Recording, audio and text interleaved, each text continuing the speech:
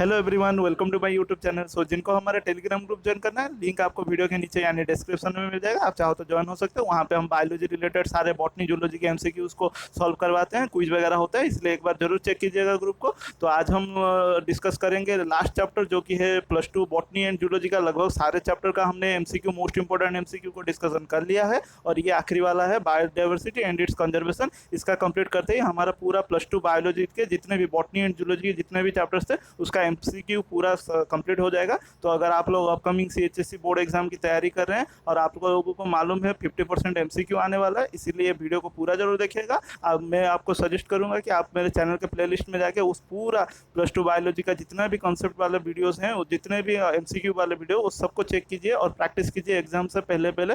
तो चलिए शुरू करते हैं। अगर चैनल में नए हैं तो चैनल को सब्सक्राइब करें, अपने दोस्तों के साथ शेयर करें, ग्रुप्स में शेयर करें, और वीडियो अगर थोड़ा सा भी इन्फॉर्मेटिव लगे लाइक जरूर करें। देखिए, क्वेश्चन देखते हैं।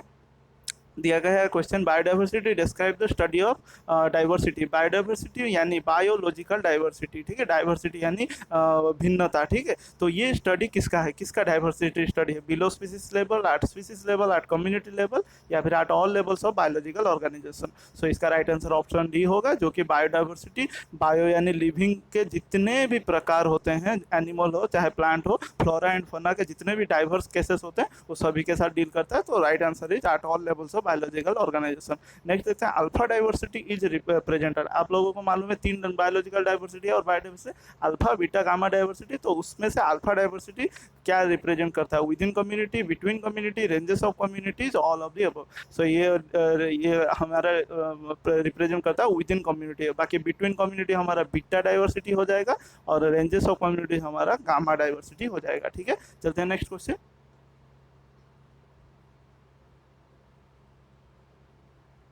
नेक्स्ट पूछा है, diversity between 2 communities is called. अभी थोड़ी देर पहले मैंने कहा था, इसका राइट आंसर है बीटा डाइवर्सिटी, ठीक है। अल्फा नहीं होगा, गामा नहीं होगा, नॉन ऑफ दीज नहीं होगा, तो इसका आंसर होगा बीटा डाइवर्सिटी। उसके बाद, which one of the following pairs of geographical area shows maximum biodiversity in our country. हमारे कंट्री में मैक्सिमम बायोडाइवर्सिटी कौन से 2 जियोग्राफिकल एरियाज में पाए जाते हैं? सुंदरबन एंड रन ऑफ कच्छ, या फिर ईस्टर्न घाट एंड वेस्ट बंगाल, या फिर Eastern Himalaya and Western Ghat, या फिर केरला एंड पंजाब। बहुत ही इजी सा क्वेश्चन है, आपने बुक में पढ़ा होगा बार बार, ईस्टर्न हिमालय एंड वेस्टर्न घाट। उसके बाद चलते हैं नेक्स्ट क्वेश्चन।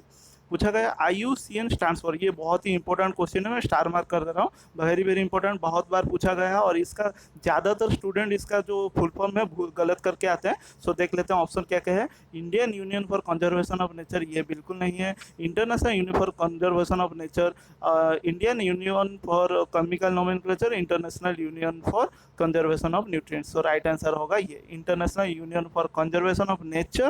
पूरा मैं लिख दे रहा हूँ, यहाँ पे इनकम्प्लीट लिखा है, नेचर एंड नेचुरल रिसोर्सेज, ठीक है। IUCN का पूरा फुल फॉर्म है in natural resources, international union for conservation of nature and natural resources. इसको कंप्लीट कर लीजिएगा यहाँ से।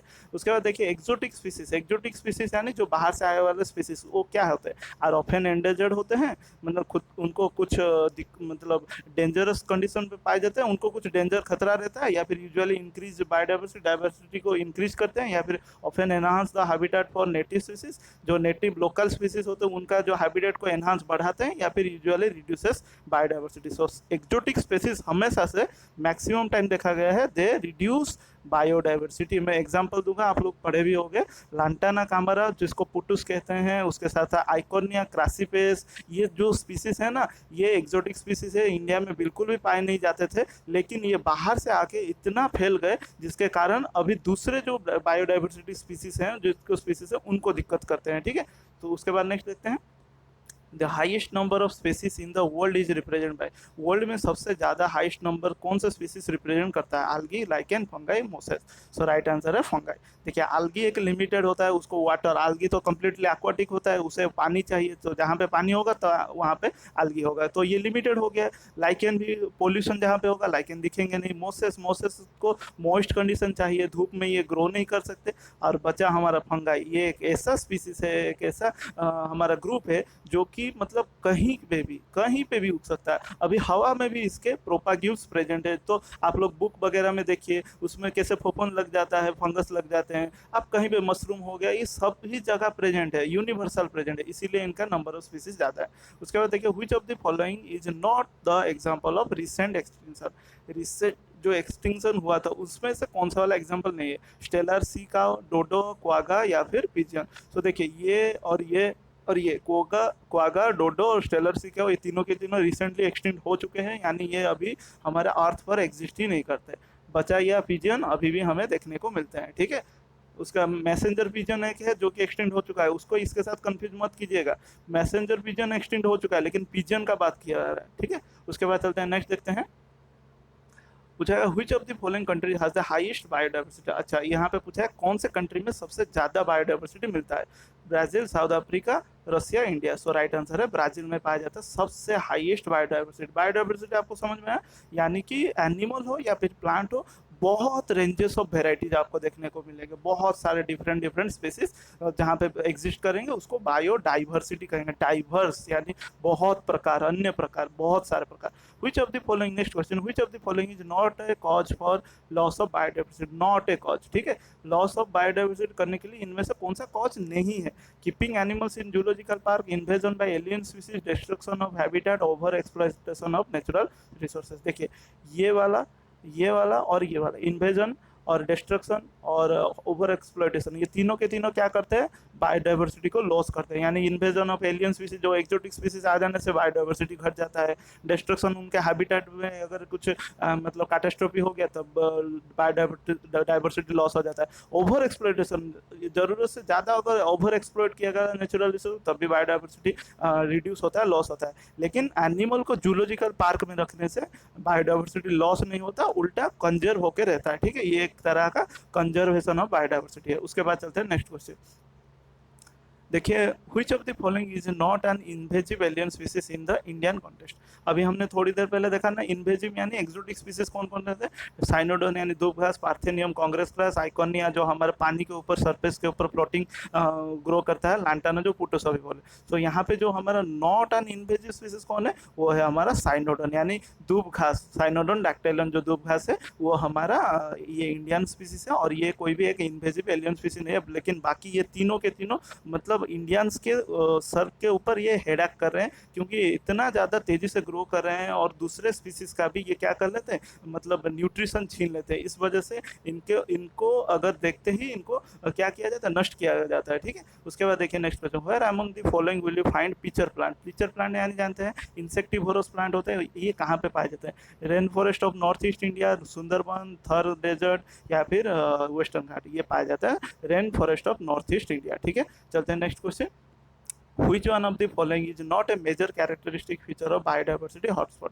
बायोडाइवर्सिटी हॉटस्पॉट में बताता हूँ। हॉटस्पॉट में अगर डाउट है, हॉटस्पॉट यानी कोई एक पर्टिकुलर एरिया जहाँ पे बहुत सारे स्पीसीज, ठीक है, बहुत सारे स्पीसीज का अबुंडेंस हो, बहुत सारे, उसको हम कहते हैं हॉटस्पॉट, ठीक है। उस पर्टिकुलर एरिया को हम कहते हैं हॉटस्पॉट, ठीक है, जहाँ पे मतलब बहुत सारे स्पीसीज यहाँ पे प्रेजेंट हो, उसी को हॉटस्पॉट। जैसे कि मोबाइल हॉटस्पॉट आप लोग जानते हो, नेटवर्क से वाईफाई शेयर करते हैं, हॉटस्पॉट यानी एक पर्टिकुलर मोबाइल में डाटा बहुत है, वो दूसरे को डाटा शेयर कर रहा है हॉटस्पॉट के थ्रू से, उसी को ही हम कह सकते हैं। यहाँ पे बहुत सारा डाटा रीच है और यहाँ पे नहीं है, इस वजह से इसको दिया जाता है। और यहाँ पे देखिए हॉटस्पॉट यानी यहाँ पे बहुत सारा स्पीसीज होता है। चलते हैं नेक्स्ट, यहाँ पे क्या दिया? Not a major character, destruction habitat, large number of exotic species, abundance of endemic species, large number of species. So पूछा which one of the following is not a major characteristic feature of biodiversity hotspot। देखिए biodiversity hotspot का कौन सा वाला major characteristic नहीं है?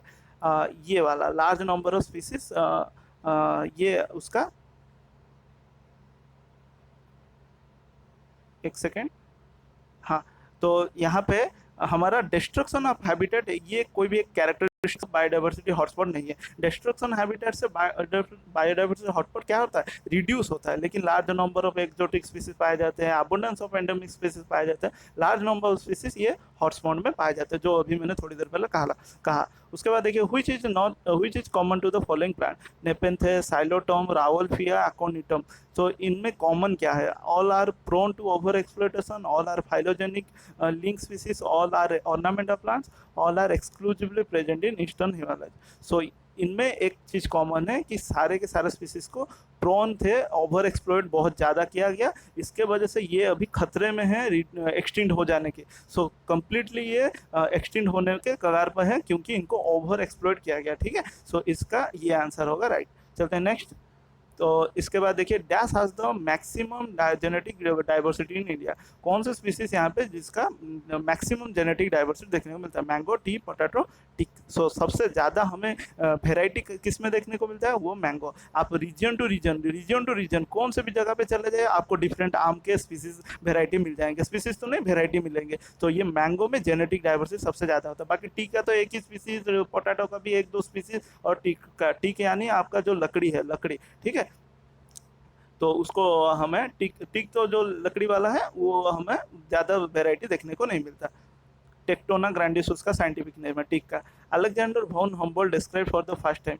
Alexander von Humboldt जिनको कहा जाता है फादर ऑफ इकोलॉजी, ये भी याद रखिए, father of ecology Alexander von Humboldt को कहा जाता है। फादर ऑफ इंडियन इकोलॉजी अगर पूछा जाए तो इसका जो राइट आंसर है रामदियो मिश्रा, ठीक है। रामदियो मिश्रा इंडिया के फादर ऑफ इकोलॉजी है, और हमारे फादर ऑफ इकोलॉजी है, और हमारा अलेक्जेंडर वॉन हम्बोल्ट हमारा फादर ऑफ इकोलॉजी है। सो ये इन्होंने फॉर द फर्स्ट टाइम किसको डिस्कवर किया था? Species area relationship, species area relationship. अच्छा, ये सारे के सारे ऑप्शन सेम है ये तो कोई। सो इसका जो राइट आंसर है वो स्पेसिस एरिया रिलेशनशिप होगा, ठीक है। उसके बाद देखते हैं, the one horn rhinoceros is specific to which of the following sanctuary. One horn rhino, single horn rhinoceros कहाँ पे, कौन सा सैंक्चुरी में स्पेसिफिकली पाया जाता है? Kaziranga, Corbett park, Bandipur, Bhitarkanika. So right answer है काजीरंगा में ये स्पेसिफिकली पाया जाता है। और ये एक इंपॉर्टेंट क्वेश्चन है, ये भी फ्रेमिंग हो सकता है, एग्जाम में पूछे जा सकते हैं। उसके बाद देखिए, कॉर्बेट हमारा तो first national park of India, ठीक है, first national park of India, Corbett, Jim Corbett national park. उसके बाद देखिए, what is the common to lantana, आइकोनिया, अफ्रीकन कैटफिश। इनमें कॉमन क्या है? All species are neither threatened और nor indigenous species of India, all are mammals found in India, all are keystone species, all are endangered species of India. तो मैंने थोड़ी देर पहले इसको बार बार डिस्कस कर लिया। लैंटाना एक एक्जोटिक स्पीसीज है, आइकोनिया क्रासिफेस एक एक्जोटिक स्पीसीज है, और अफ्रीकन कैटफिश, ये तीनों के तीनों एक्जोटिक स्पीसीज है जिनके आ जाने के वजह से हमारे इंडिया के स्पीसीज थ्रेटेंड हो गए। सो इसीलिए ये वाला ऑप्शन राइट होगा कि ये हमारा राइट आंसर होगा। All the species are neither, ये थ्रेटेंड में नहीं है, ना ही ये इंडिजिनस इंडिया के स्पीसीज है, ठीक है। ये सभी के सभी एक्जोटिक स्पीसीज है जो कि इंडिया में एक्सीडेंटली आए और अभी क्या कर रहे हैं, दूसरे स्पीसीज के ऊपर नुकसान कर रहे हैं, ठीक है। सो इसी के साथ आप लोगों का ये पूरा +2 का जो भी जितने भी बायोलॉजी, बॉटनी और जूलॉजी के चैप्टर्स थे हमने पूरा कंप्लीटली एमसीक्यू को कवर कर लिया। So thanks for watching this video. अगर वीडियो पसंद है अपने दोस्तों के साथ शेयर कीजिए, ग्रुप्स में शेयर कीजिए, जितना हो सके आप स्प्रेड कीजिए। और मैं इसके बाद जितना हो सकेगा और ज़्यादा प्रैक्टिस के लिए मैं कुछ वीडियोज़ लाता रहूँगा, इसीलिए चैनल को लाइक कीजिए, शेयर कीजिए, सब्सक्राइब कीजिए। बेल आइकन सब्सक्राइब कर रहे हैं तो बेल आइकन को जरूर प्रेस करें। मिलते हैं नेक्स्ट वीडियो में। थैंक